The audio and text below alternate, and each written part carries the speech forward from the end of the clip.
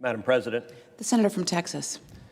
Madam President, tonight on the other side of the Capitol, President Joe Biden will tell the American people what a great job he's done. He will read a speech, and seated behind him will be Nancy Pelosi and Vice President Kamala Harris. Not even the most extreme Democratic partisan could believe that the last 14 months have been a success. Joe Biden campaigned for president as a reasonable and centrist moderate, and he abandoned every one of those promises the moment he put his hand on the Bible. Instead, he has handed the agenda over to the most radical and extreme voices on the far left, and the result for the country has been disastrous. In 14 months, we've seen trillions in new spending and trillions in new debt, the highest debt in the history of our nation. We've seen a war on domestic energy production.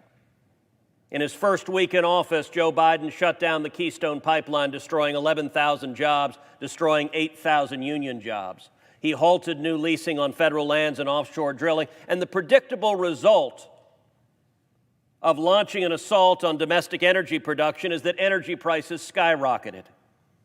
But for that matter, everything has skyrocketed.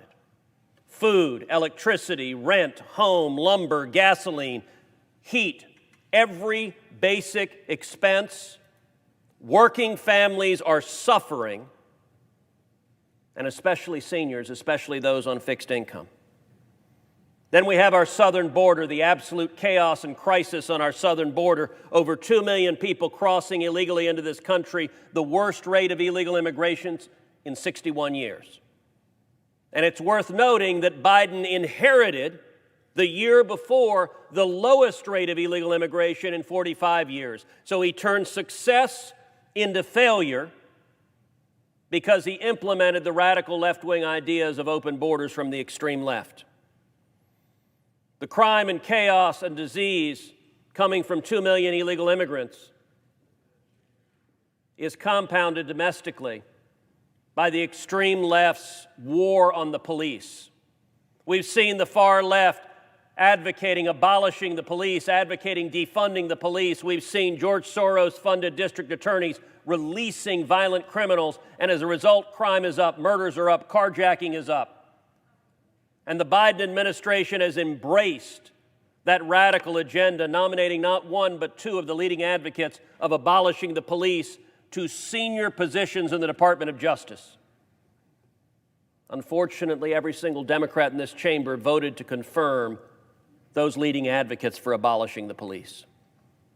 We've seen Joe Biden implementing illegal and unconstitutional vaccine mandates, standing up and firing soldiers and sailors and airmen and Marines, advocating that doctors be fired, that nurses be fired, that police officers be fired, that firefighters be fired, that airline captains and flight attendants be fired. An assault on our liberties, and Madam President, as disastrous as the domestic policy has been, as disastrous as the economic policy has been, the foreign policy has been even worse. We saw in Afghanistan the catastrophic withdrawal, the surrender to the Taliban, leaving Americans behind. And unfortunately, when that happened, every enemy of America, they looked to Washington, they looked to the Oval Office, they took the measure of the man in the Oval Office.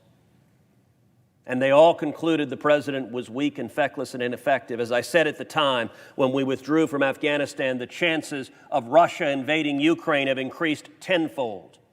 As I said at the time, the chances of China invading Taiwan have increased tenfold. When the president is weak, when he's ineffective, our enemies are on advance. And every region of the world you look at is worse for America. Russia has launched the largest war in Europe since World War II. China is more aggressive, is running concentration camps with 1 million Uyghurs, is murdering and torturing innocent people in China. And mind you, Madam President, when I brought a vote to the Senate floor that said the United States government should not purchase goods manufactured using slave labor in Chinese concentration camps, every Democrat but one voted no.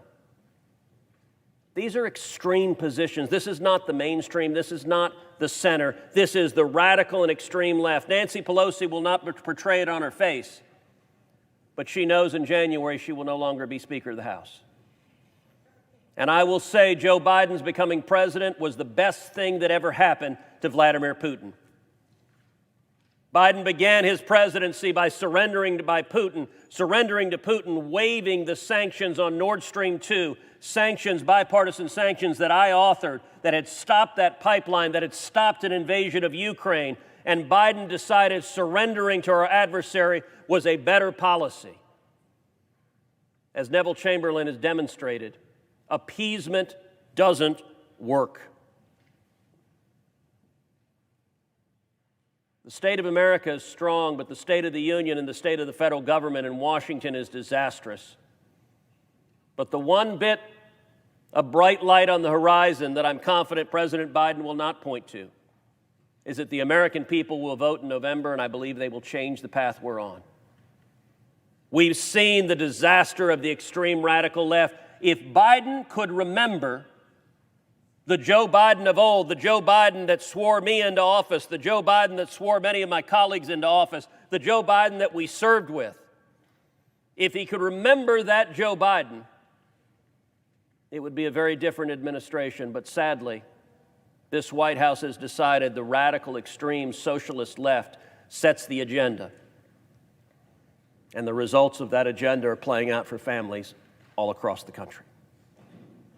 I yield the floor.